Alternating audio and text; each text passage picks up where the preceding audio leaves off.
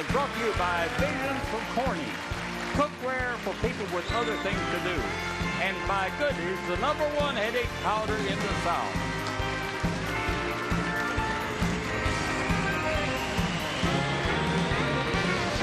Live from Music City, USA, it's Nashville Now.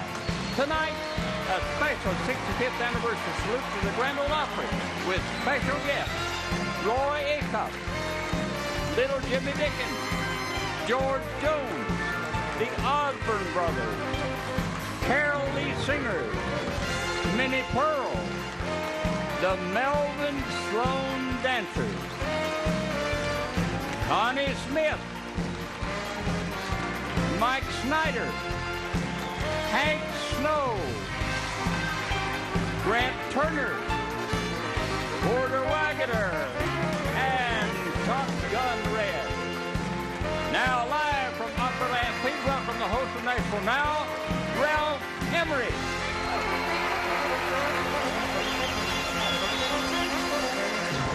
Grant, thank you very much. Tonight we have a very, very special show. A show about this, in fact, the show about the Grand Ole Opry. And the Opry is about to celebrate its 65th birthday, and Nashville Now is taking this night to salute the Grand Ole Opry's 65th birthday. And the announcer for this show tonight has been an announcer on the Grand Ole Opry for 46 years. He is the dean of Opry announcers, Mr. Grant Turner. And he's moved over there to the seat Gary normally occupies. But he came, interestingly enough, I think Grant came to the Opry on D-Day of 1944. The folks who researched this show looked up a few things about this historic show. WSM began broadcasting October the 5th, 1925. The WSM Barn Dance, the country music on a Saturday night, and that's what it was called first, started on November 28th, 1925. So we've got a few days left before the actual birthday. Then December the 10th, 1927, 2 years later, the old judge who ran the Opry, George D. Hay, named the show the Grand Ole Opry, and as they say, the rest is history. The first network broadcast of the Opry for the tobacco known as Prince Albert occurred October 14th, 1939 for the NBC radio network, the Red Network of NBC. Sometime in 1943, the Opry moved from the War Memorial Auditorium in the heart of downtown Nashville a few blocks down to the old Ryman Auditorium. And then in 1974, the Opry moved to its present location, its newest home here at Opryland.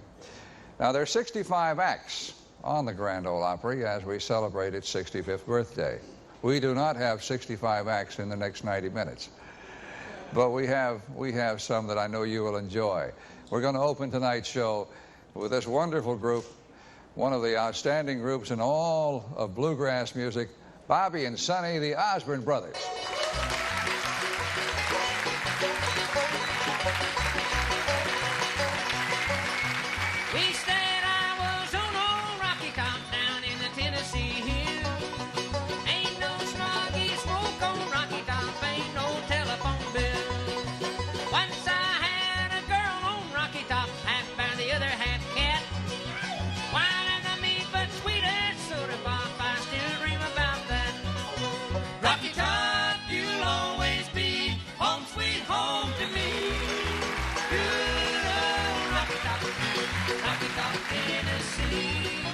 Rocky Top, Tennessee.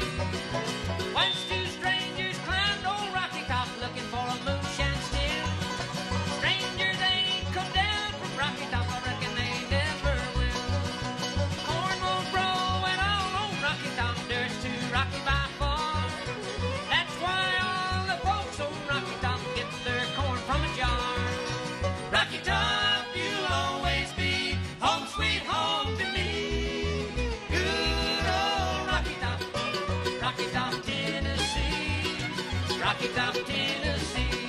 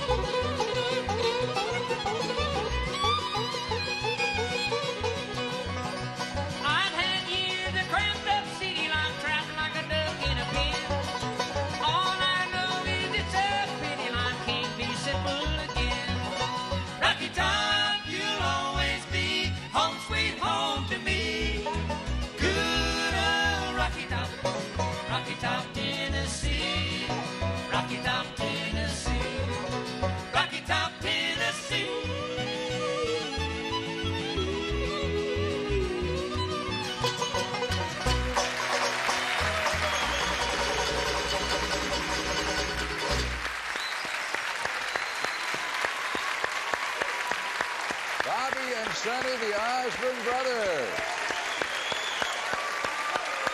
Hello, Sonny. Welcome back. Bobby. I want to clear up something, if you will help me, please. I've got two dates as to when you joined the Opry, one in '64, one in '63. Which is correct? We actually became members of the Grand Ole Opry. We knew about it on Friday. I think it was July 31, 1964. And the announcement was held up until the next weekend because they wanted our group and Dottie West to join at the same time. They wanted to announce us both at the same time. Dottie was on the road that week, and so we waited until the next week to be announced as regular members. So it was actually July the 31st or August 1st, I guess, August maybe. 8th. August 8th, I guess it 1964. was. That's July 31st or August 8th, 1967. Thank you, Bobby. Or was it 73? I met you before you, I guess you remembered, I met you through Ira Lubin. Sure did. Do we have a picture of Moose that we can show of them? We have a lot of still photographs from the old Opry.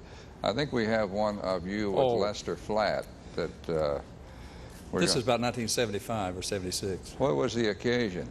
Well, we just sang, I think it was Salty Dog Blues on the Opry together on that night, and they got this picture of us.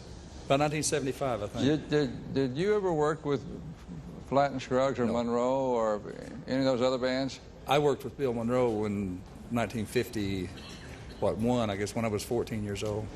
It's kind of traditional in bluegrass to use last names, isn't it? You know, I used to work with Monroe, or I used to work with Flatt. Well, yeah, I guess, yeah. I think so. Well, you've made a wonderful addition. 1964. 64 was the date, yeah. Okay. We're going to take a break on that note. I will tell you that among other things, that tonight we will take you down to Record Row and we will show you some of the festivities via Starcatcher at tonight's BMI dinner. The rest of the show will be music from here and comedy with Roy Acuff, Little Jimmy Dickens, George Jones, the Osborne brothers you have seen, the Carol Lee Singers, Cousin Minnie Pearl, the Melvin Sloan Dancers, Connie Smith, Mike Snyder, Hank Snow. You've met Grant Turner, Porter Wagoner, and Shotgun Red. You're got to be kidding. Well, that's the show. We'll be right back.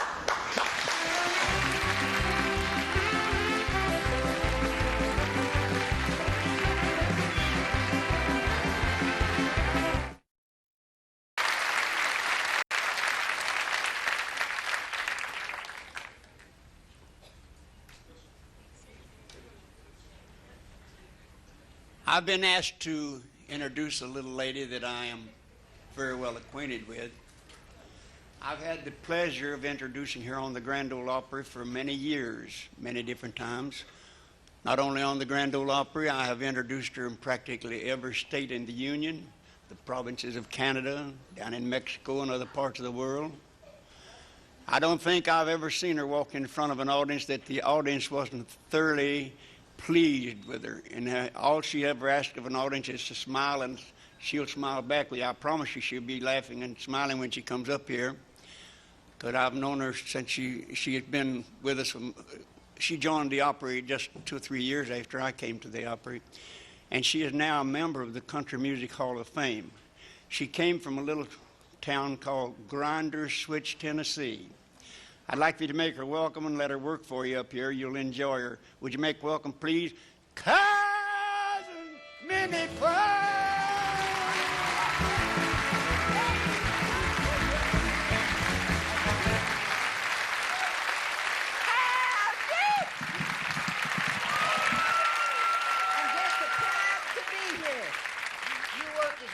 One side you do the other, so don't pay attention to what side you're on. Just go ahead. Go right on. Yes, Lynn, yes. Well, it happened tonight. It did happen. Yeah. What happened? A fella come up to me outside and he had a gun in his hand. Out there where it's dark. Out there where it's dark. Dark outside, yeah. And I said, it scared me so bad I didn't know whether to bake a cake or cut a watermelon. See, I'm young. I know you're young. Inexperienced. Don't know nothing. Don't even suspect nothing. Ain't never been around much except that time I went to town, leaned over to tie my shoe, and got caught in a revolving door. I made 300 round trips in that thing before I could get out. Scared Mammy to death. She kept on saying, "Speak to me, Minnie, speak to me." I did every time I went around. Howdy, Mammy, howdy, Mammy, howdy, Mammy. Tell me about the nudist colony. Now, this is yours. No. The nudist colony, well, it was written up in the Tennessean here just a few weeks ago. They have a nudist colony just out of Murfreesboro. And now, don't all of you jump up and start running out there. Just stay here with us. Oswald also read about it in the paper, and I did, and Oswald wanted to go to the nudist colony. I said, well, I'll go with you. So we went out there, and they've got a big high fence around the place, and you couldn't see anything. So Oswald wanted to see, and I held him up by his feet so he could look over the fence. And I said, Oswald, are the boys or girls? He says, I can't tell. He ain't got on no clothes.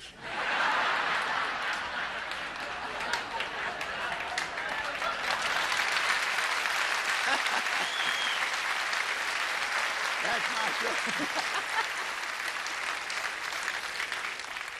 Well, now, my brother's kind of connected with you.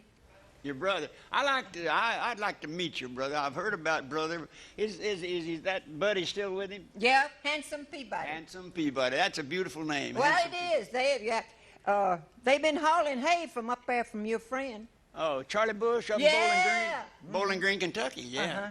Charlie. And they've been paying $5 a bale in Kentucky for the hay and selling it for $5 a bale in Grinder Switch. Handsome said, we ain't making no money, and brother said, maybe we need a bigger truck. He's a smart boy. What do you hear from Grandpa? Brother is a smart boy. What'd you say? What do you hear from Grandpa? Grandpa Jones. Yeah. I reckon everybody knows that Grandpa is kind of hard of hearing. Mm-hmm. He's a very interesting person, Grandpa Jones. Very. He went to the doctor the other day to have his ears examined, and the doctor told him, said, Grandpa, you've got a suppository in your ear. And he went to the telephone and called his wife, Ramona, and he said, Ramona, stop looking for that hearing aid. I think I know where it's at. Ain't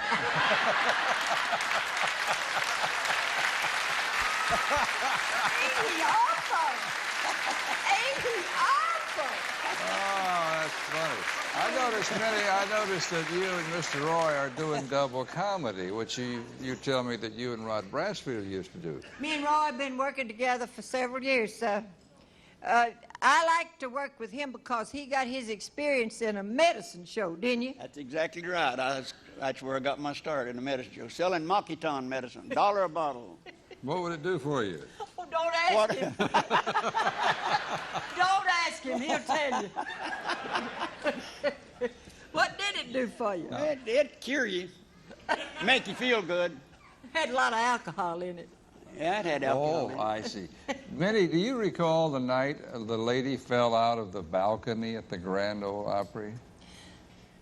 Yeah, that is when Bob Wills come. He's singing Tommy Hutt. You remember that? Do you remember? I remember when the incident happened, but I didn't see it. But I saw it. I stand back there. And Bob Wills came in with Tommy Duncan, and they were singing San Antonio Rose. Had double fiddles. Yeah. Remember that? They had amplified double fiddles. And this girl, you know how the balcony at the old Ryman run all the way around backstage? Yeah. And she got all carried away, this girl, and she fell out of the balcony. Somebody said, did it hurt her? I said, well, it didn't help her. Mr. Roy, what was the first song you sang on the Grand Ole Opry? The first song that I did on the Grand Ole Opry was The Great Speckled Bird. I did it on the February the... Yes. Thank you. Yes. I did it on February the 19th, 1938, and I started from that, and I guess I've sung it several times since. Yes. Well, was the Speckled Bird already a hit, or No. did it become a hit later on? They had never heard it on the Grand Ole Opry. It was brand new to the Grand Ole Opry, and when I introduced it. You was talking about that incident of the lady falling out of the balcony. There was one, we had that, you've been back there and seen it. You know that roller that rolls a curtain up that goes up like this, and you know, it rolls like that and takes them up. There was a lady standing too close to it, and this fellow over there twisting that thing didn't see her, and she had her skirt on. They took her plumb to sea. Did you take her or Took her? Her and her skirt. Her skirt was pretty up high. No, I guess nobody looked up though. No, nobody. What does the Giesenslaw say that the old preacher said the first one of you all looks is going to be struck blind? I want you people to applaud these wonderful legends of the Grand Ole Opry. Mr. Roy Acuff and cousin Minnie Pearl. Thank you. Minnie, would you, can you read that card? Sure. I'll hold this box if you'll read that card. All right. Goodies. Extra strength headache tablets. Contains the 2 pain relievers doctors recommend most. The same formula that has made Goodies the South's #1 headache powder. I thank you, Miss Minnie. Now here are the Melbourne Sloan Dancers.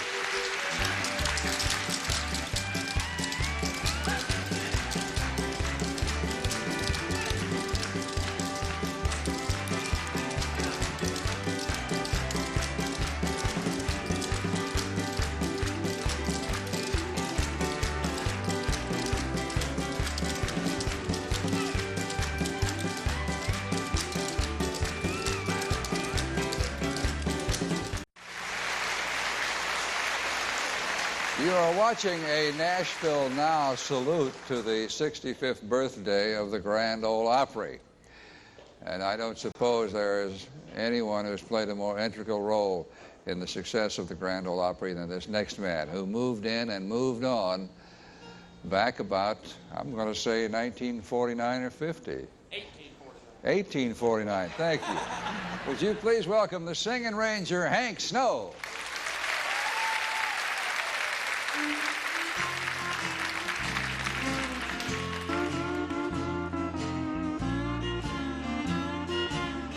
I don't hurt anymore. All my teardrops are dry. No more walking the floor with that burning inside. Just to think it could be, time has opened the door. And at last I am free. I don't hurt anymore. No use to deny I wanted to die the day you said we were through. But now that I find you're out of my mind, I can't believe that it's true. I've forgotten somehow that I cared so before. And it's wonderful now. I don't hurt anymore. Amen.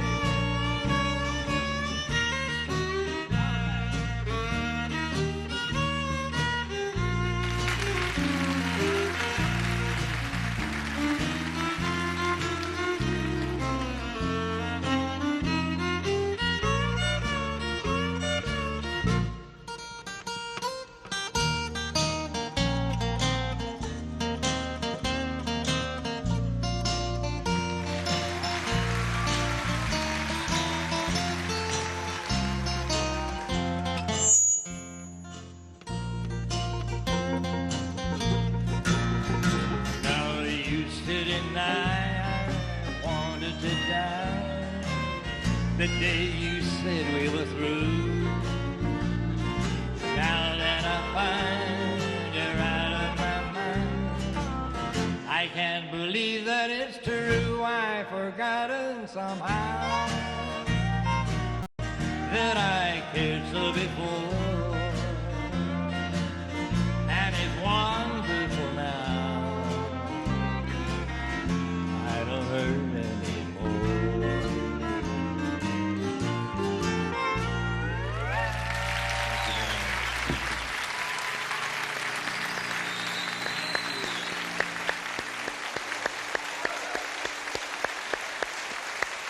Hank Snow with an awful pretty suit. Hank, welcome back. Good to be back, Ralph. Hank was here recently the night we had a tribute show to the late Ernest Tubb. And you know that song you just sang always drove me crazy? How come, Ralph? Well, what's the title of the song? I don't hurt. I know what you're going to say. See, the disc jockey says, here's Hank Snow to sing I Don't Hurt Anymore. And the first thing he sings is, it don't hurt anymore. I'll tell you how it happened. We did that song in New York, one of the few times we recorded in New York City. And I messed up on the lyrics because we were using Joe Talbot and Tommy, but some of the New York musicians, and they was kind of getting me nervous a little bit. And so I said, it don't hurt anymore. So I stopped. And Steve said, no, leave it. You know, leave it that way. Do it again. So we did it again, and I said, it don't hurt anymore. He wanted to leave it in. So that's the story. So if it feels good, leave it in. Right.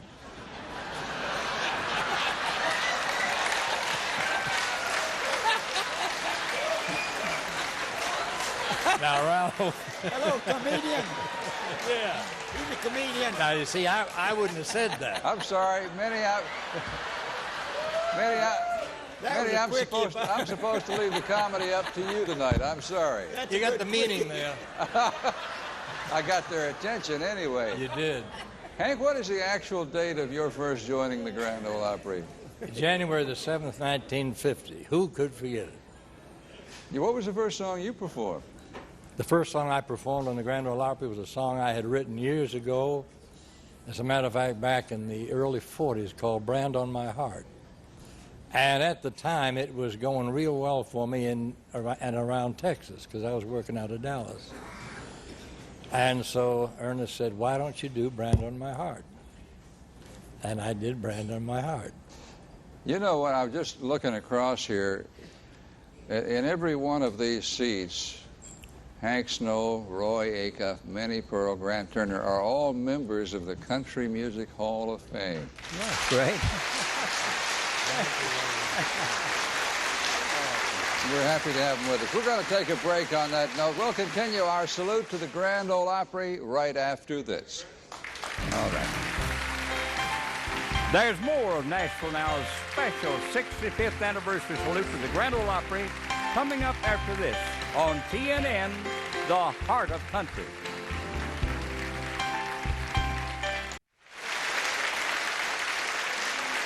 We have one member of our cast tonight. I don't know that he's ever been on the Grand Ole Opry, but you know him well. Would you please welcome Shotgun Red? Hi, Red. Red, I know that you are a big fan of the Opry and a big fan of our next. Like Hank Snow sitting over there, been to Reno, Chicago, Fargo, Minnesota, Buffalo, Toronto, Windsor. I know all those guys and all their songs. It's great. And the Wabash Cannonball? Yeah, listen to the jingle, the rumble, and the roar. What's Minnie's big record? I know her favorite joke. Which is? About the mule trying to get in the barn, and the guy said, you better dig a hole in the trench. And he said, it's not his legs, it's too long, it's his ears.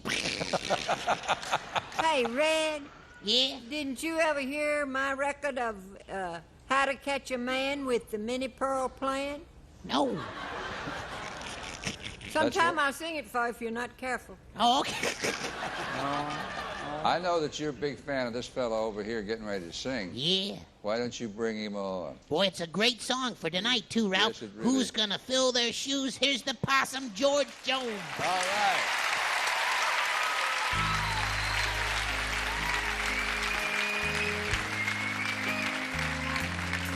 You know this old world is full of sinners, but just a few are chosen to tear your heart out when they sing. Imagine life without all your radio heroes, like the outlaw that walks through Jesse's dream. No, there'll never be another red-headed stranger, a man in black and Folsom Prison Blues. The Okie from Muskogee, our hello darling. Lord, I wonder who's gonna fill their shoes. Who's gonna fill their shoes? Who's gonna stand that tall? Who's gonna play the Opry and the Wabash Cannonball? Who's gonna give their heart and soul to get to me and you? Lord, I wonder who's gonna fill their shoes.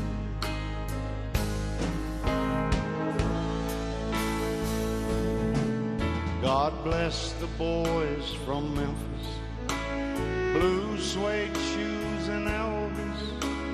Much too soon he left this world.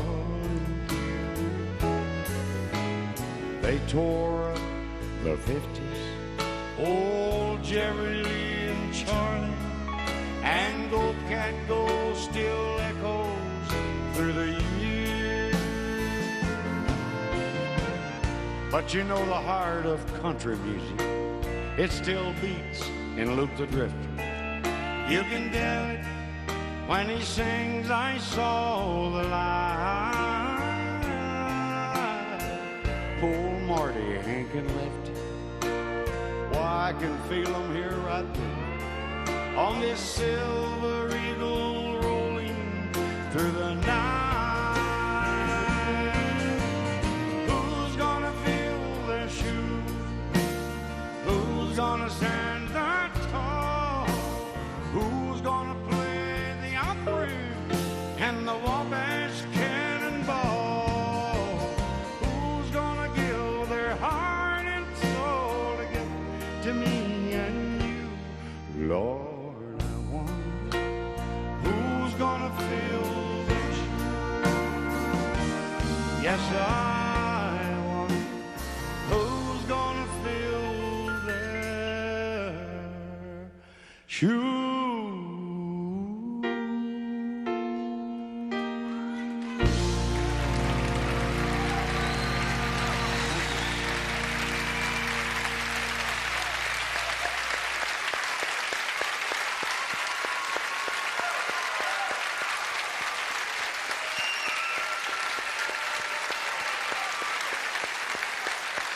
Georgie, welcome to the show. Any of their shoes. Love you so much, you old idiot. Good to see you again, George. Grant, something else. George, who wrote that beautiful song? Well, I believe it was Max Barnes and, me. You caught me off guard, Ralph. Anyway, Troy Sills. It's a beautiful tribute. It to sure all those is. nice Troy people. Sills and I believe Max Barnes helped him. You know, I used to interview George, and I'd say, George, who inspired you? Who were some of your heroes? And you would always mention Roy Acuff. Well, he was the first. Him and between him and Bill Monroe, and not taken away from Bill Monroe, but Roy Acuff had to be the one, because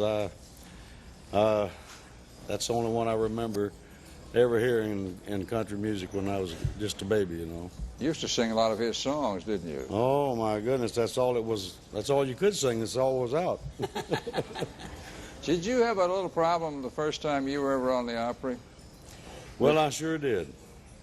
It was really a great thrill, you know, to know that it was the first time and to get a chance to be on the Grand Ole Opry.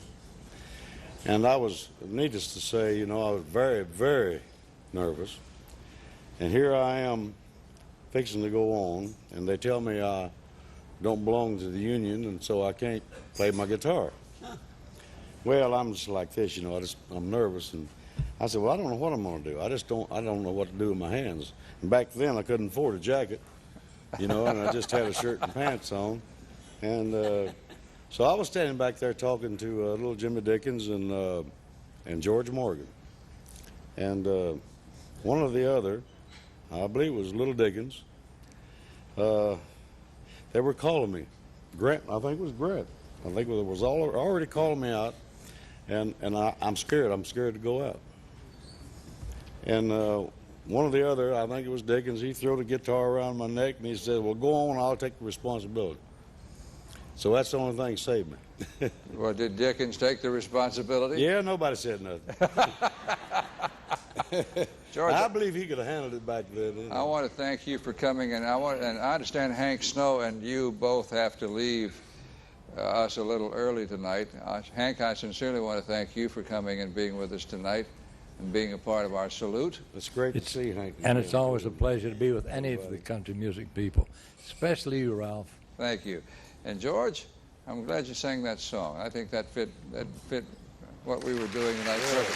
Thank you. Thank you. So let's say good night to Hank Snow and George Jones, and we'll be right back right after this.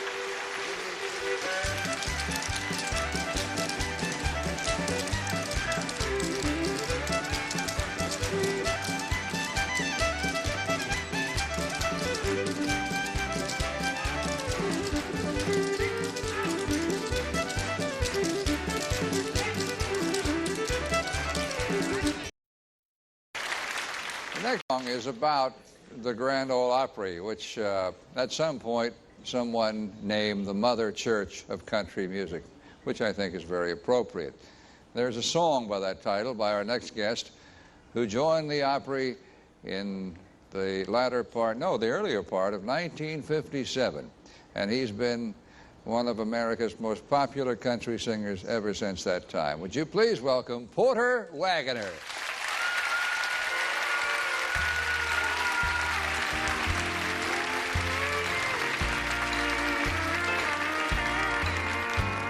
The old clock hands are moving, so soon it's time to go. We got time for one more song before we close the show. Roy Acuff played his fiddle to a classic country tune, and Minnie Pearl made us laugh with her new hat in bloom. So if you like your music countrified like me, you'd be next to heaven at the Grand Ole Opry. Our Mother Church of country music. Well, open up her door and let you in, and you might think you've seen an angel. Surely you will find yourself a friend. You know, there's so many country music legends graced the stage here at the Grand Ole Opry. I can almost see them now. Stars like Hank Williams, the great Tex Ritter, Gentleman Jim Reeves, Patsy Cline, Cowboy Copas, Hawkshaw Hawkins, and the great Red Foley. The Dixie Dewdrop, Uncle Dave Macon, the great Lester Flatt, Mr. Teardrop, Marty Robbins, the Kentucky Wonder, String Bean, the legendary Lefty Frizzell, the Duke of Paducah, Rod Brassfield, the solemn old judge, the founder of the great Grand Ole Opry, and the great Ernest Tubb. Our Mother Church of country music.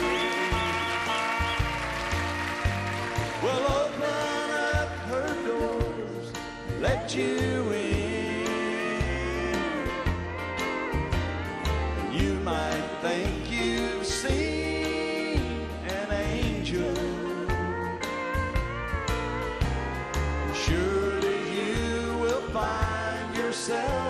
a friend. Surely you will find yourself a friend.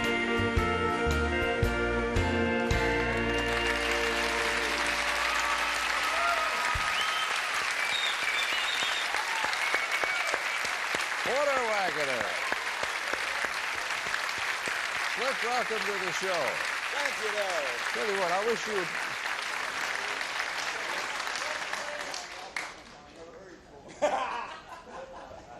Porter, I wish you would get that artifact there. And while you're doing that, I want to mention a couple of things. All right. Well, Jim Stanley made that beautiful reproduction of the Grand Ole Opry stage, which we have on, we're using here tonight. And I think he did a great job. Looks just like the Opry.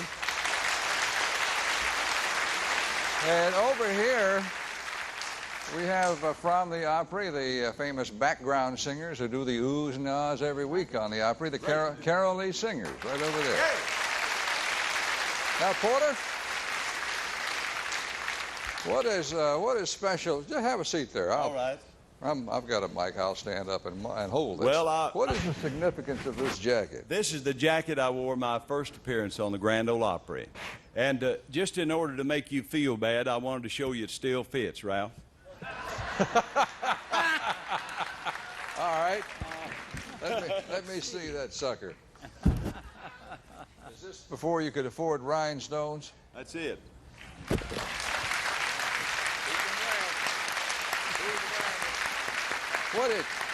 All right. What did you weigh then? What do you weigh now? I weigh about probably 10 pounds more than I did then. Gained a. You've heard the old song, big around the middle and broad across the rump? That's what's happened to me, I guess. Do you have a story about Mr. Acuff greeting you at the Opry? Well, when I first came to Grand Ole Opry, of course, Roy's been my idol ever since I was a kid at home. And to become a member of the Grand Ole Opry, of course, was the biggest thing that ever happened to me in my life. And I was nervous because I didn't know if I'd last or not. I didn't know if I'd find a place to live here and would like the people or they would like me. And now this is up on the screen. We have you that's and Red Gale and Don Warden. That's the first trio. They were with me when I came here in '57. And one of the nicest things that ever happened to me in my life was the first night I was to Grand Ole Opry. After I did my first show and was walking back to my dressing room, I met Roy in the hall there, and he said, "Porter, I want to say welcome to the Grand Ole Opry," and handed me a piece of paper and said, "This is my home telephone number. If I can do anything for you, just please call me." He said, "We need more people like you. You'll be a great asset to country music." Well, so how nice. That was a great thing to me.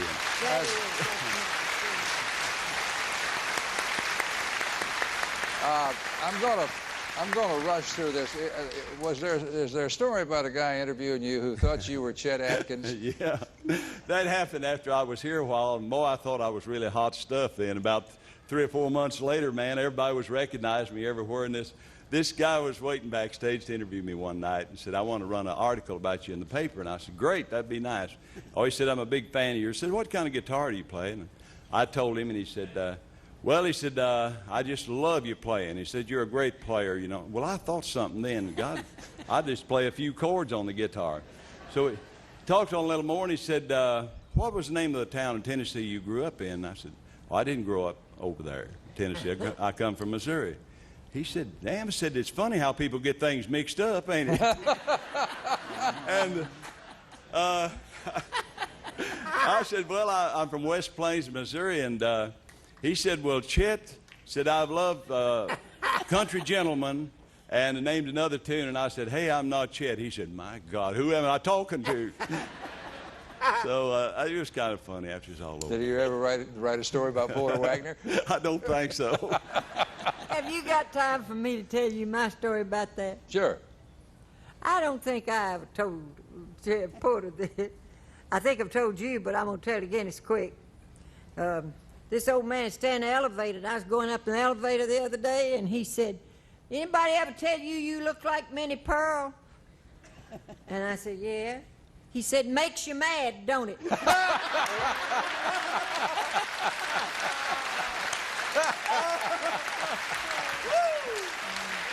right back right after this with our salute to the Grand Ole Opry.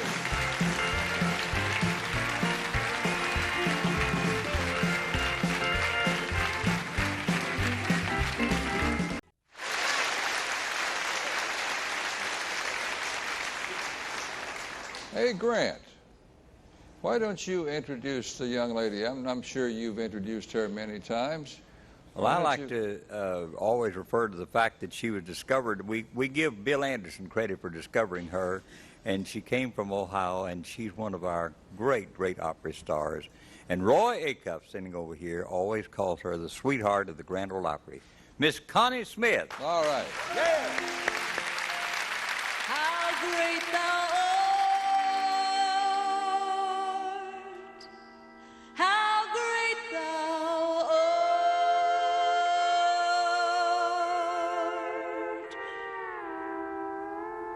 O Lord my God,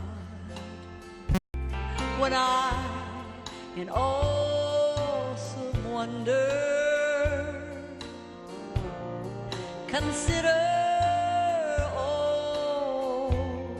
the worlds thy hands have made. I see the stars and I hear the rolling thunder. Thy power throughout this universe displayed. Then sings my soul, my Savior God, to thee. How great thou art, how great thou art. Then sings my soul, my Savior God, to thee. How great thou art, how great thou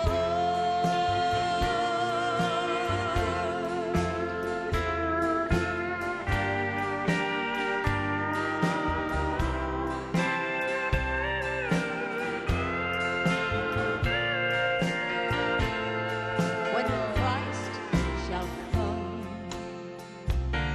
with shouts of acclamation, oh, to take us home, what joy shall fill my heart.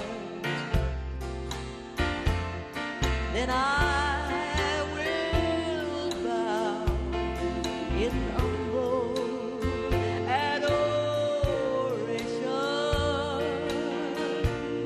and there proclaim, oh my God, how great thou art.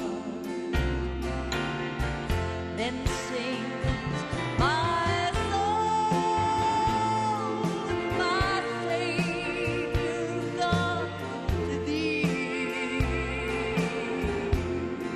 How great thou art, how great thou art. Then sings my soul, my Savior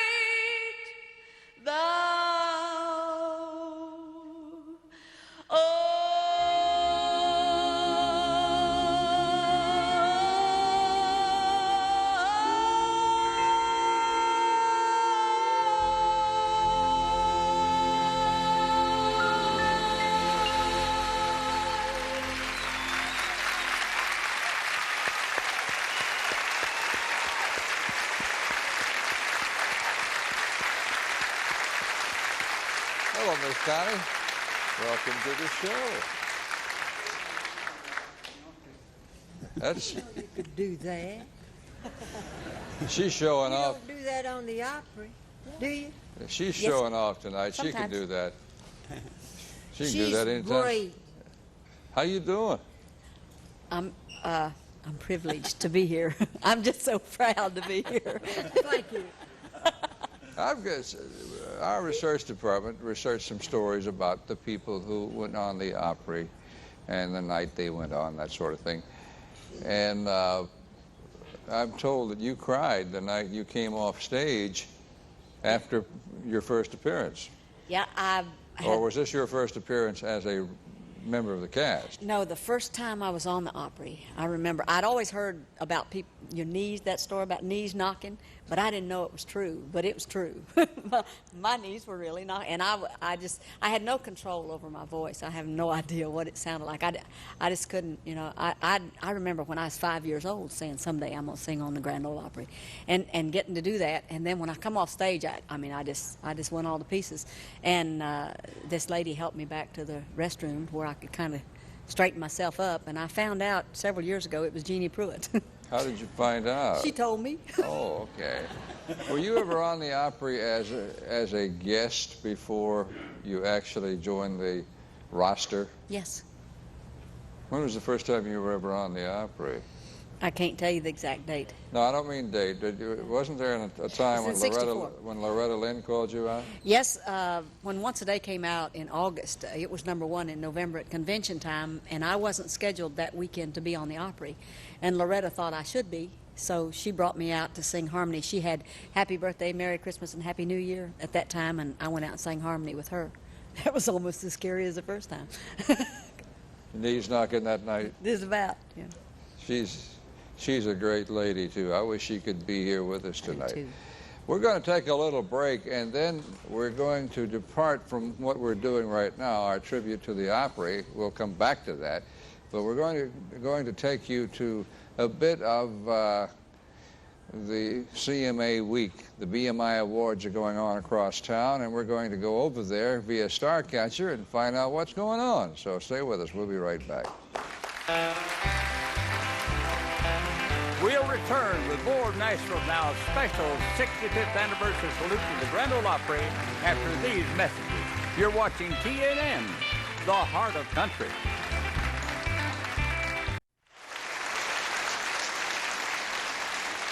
This is a rather interesting week in Nashville. The week, I suppose, officially opens with the CMA Awards show, which occurred last night. And then it is followed with a multitude of evening performances and shows surrounding the art of songwriting and presentations.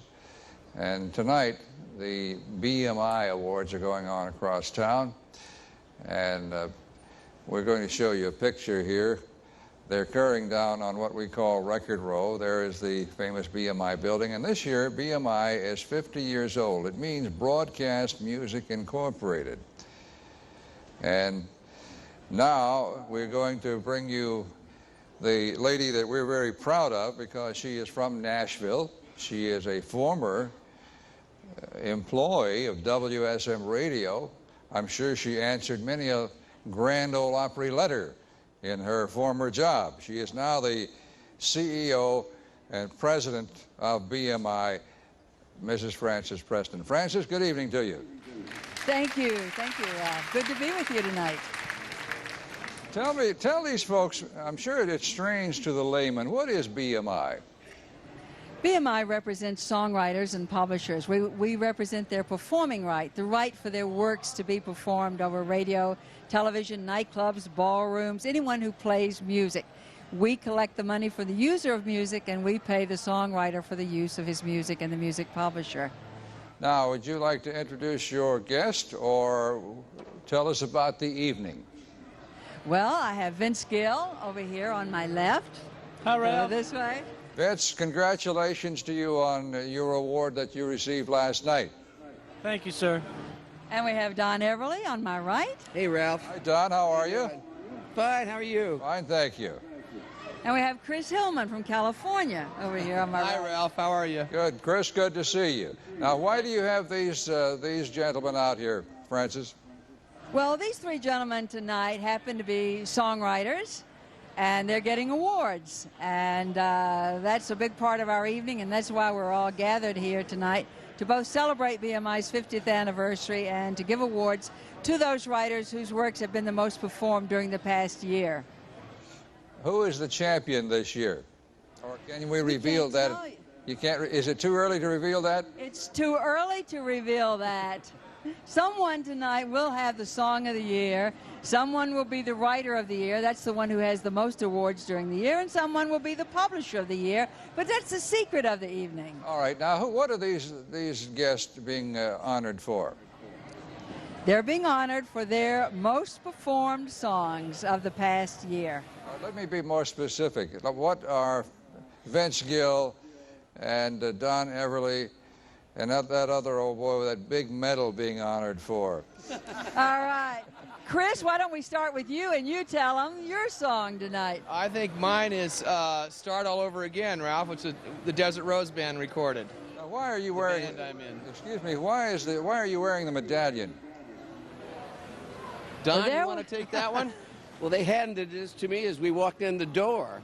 Well, they're wearing medallions because you get so many people on the stage. You have so many people from publishing companies. Then the artists will come up to join and congratulate the writer. And this is to let everybody in the audience know that this guy was the writer. He's the guy that created the work. And that's what made it all happen. It all begins with the song. It certainly does. Chris, was the song that you mentioned written solely by you? It was written by myself and Steve Hill, a fellow that I write a lot of tunes with in Desert Rose. All right, Don Everly, what are you being honored for tonight? Well, I believe it's for Kathy's Clown, Reba's record of Kathy's Clown. That's right. And then over to Vince Gill, who is a man who is slightly incredible. He is handsome. He shoots scratch golf. He can play any musical instrument with a string on it. And if I sound envious, I am. Vince, why are you being honored tonight? You don't need anything else. I don't need anything, Ralph. I don't have any. To tell you the truth, I don't know what I'm being awarded for tonight. They put the medal around my neck tonight and made even last night even more special. We'll surprise him. Francis, at what point are we in the evening there? We are just before the awards presentation. Everybody's eating dinner. And we're eating dinner, Ralph. Will there be something special or something significant because this is your 50th birthday? Well, I think that we have a lot of old-timers here tonight, people that have been with us through the years, and I think that's what makes it special, those that have come back home. Let me ask you one more question. Who are some of the stars inside? Oh, we have Alabama here, we have the Oak Ridge Boys, we have the Judds, you have, oh heavens, I can't even begin. Jimmy Dean is here, Roy Rogers is here, Ferlin Husky, Pee Wee King. It goes on and on and on. And they're all having dinner right now. And they're all having dinner right now. Francis, this city is very proud of you, and I wanted to ask you, when did you work for WSM? Do we have to talk about that?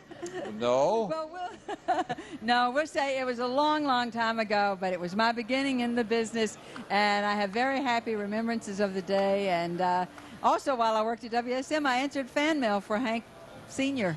Oh, Hank Williams Sr. Yes. Now you're going to be a little revealing, aren't you? Yes, I am. Francis, I thank you very much, and congratulations to you and to all of your writers at BMI. Thank you, Ralph. Good night.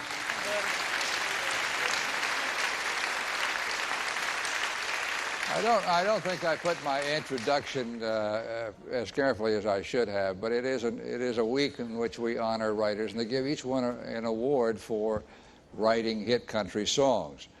And it's a very special night in which the writers of the country songs are honored. Tonight by BMI, tomorrow night by ASCAP, and the following evening by CSAC. These are the three licensing organizations through which the songs get on the radio and on television and on records, and finally to you. excuse me, I think tomorrow night we go over to ASCAP, right? Pardon me. Now, we're going to get back to what we're doing here at Nashville Now, and that is saluting the Grand Ole Opry and its 65th birthday, which is coming up in a few weeks. Would you please welcome another stalwart of the Opry, little Jimmy Dickens. Hey, welcome to the show.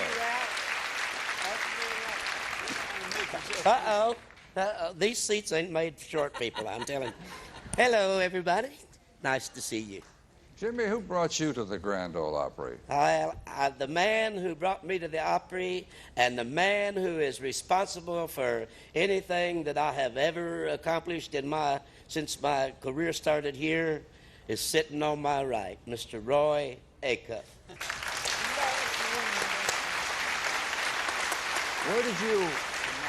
Where did you come from? Where were you Where did I working? come from? Yes, where were you working? You mean where was I working when Mr. Acuff brought me here? Yes. I was working in the WKNX in Saginaw, Michigan, and I had met Mr. Acuff in '45 back in Cincinnati, and when he came to Saginaw, it was really, really cold weather, and he said, "What are you doing in this cold weather?" I said, "I got no place to go," you know, one of those things.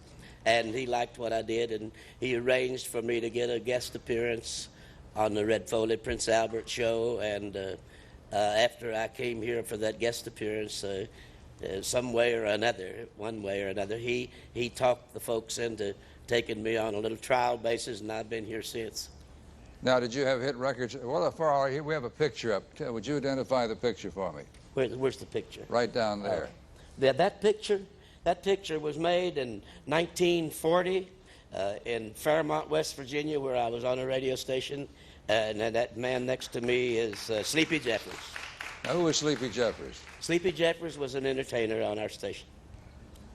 Was he in your band, or were you in his band? He had his own program. Did you have hit records when you came here? No, sir. Mr. Acuff got me my recording contract with the Columbia people. So how soon after you got here did you get a record contract? Early 1949. So that worked very well for you. Then I think this bears mentioning.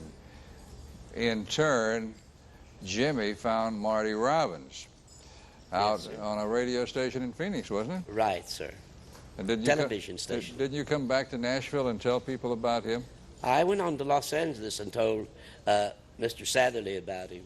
And then, of course, Mr. Satherley talked to Fred Rose, and then they arranged to listen to him and that. And so the Acuff Rose Publishing Company brought him here. Yes, sir. And Uncle Art Satherley, I guess, signed him to Columbia Records. Right. So you made quite a contribution right there. Well, I just liked what he did.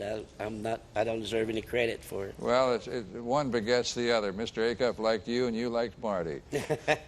Jimmy, it's nice to see you. Thank you, sir. Now, coming up after this, Mike Snyder will join us to play for you. Now, let's go back to the Melvin Sloan Dancers.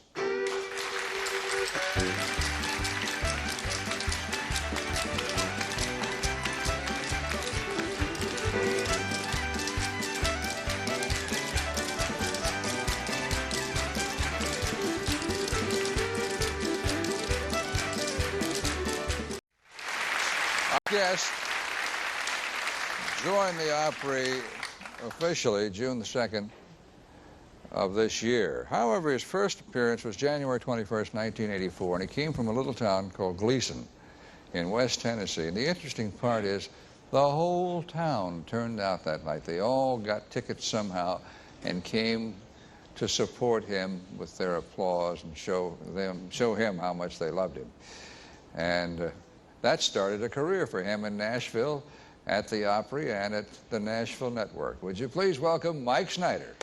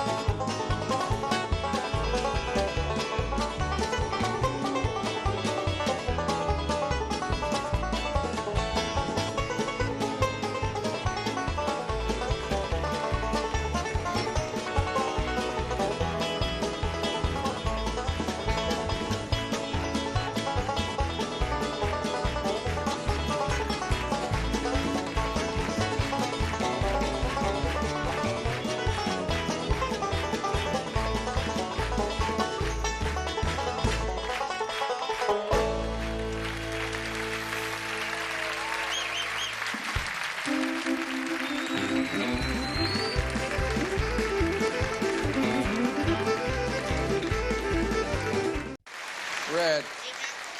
We've got a fellow over here that needs to be introduced. He's almost your twin. Can I do that, Ralph? Would you bring him on? A member of the Country Music Hall of Fame, a member of the Grand Ole Opry, the hottest road show on the road today, and the guy who loans me his tuxedo each year for the award show, Little Jimmy Dickens. Take it away, Steve.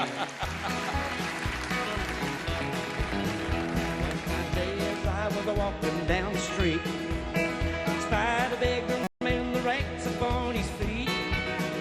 Took a penny from my pocket, in his tin cup I did drop it, and I heard him say as I made my retreat, may the bird of paradise fly up here now, may the elephant bless you with his dove, may you wipe it black with the runners in a hoe, may the bird of paradise fly up here now.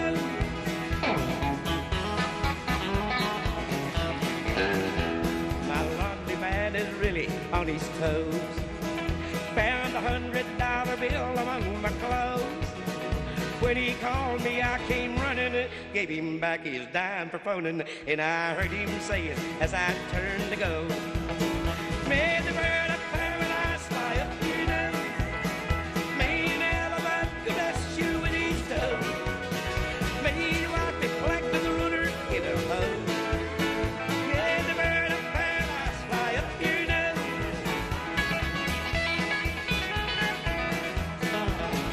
I was away behind one day to catch a train.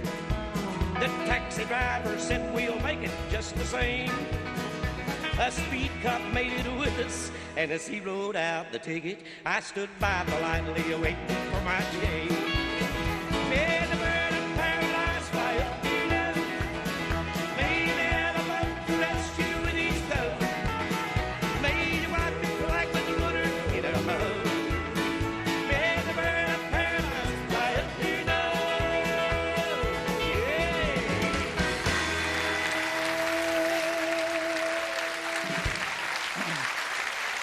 Jimmy, thank you very much. Tomorrow night, Lacey J. Dalton, Mark Chestnut, Tim Ryan, Rich Grissom, and Starcatcher will take us to ASCAP, and Charlie Chase will be here. My friends, we are out of time. We hope that you've enjoyed this tribute to the 65th birthday of the Grand Ole Opry. And as we leave you tonight, we have some scenes from backstage at the Opry last Saturday when Garth Brooks became its 65th member. Good night, everybody. Thank you for watching.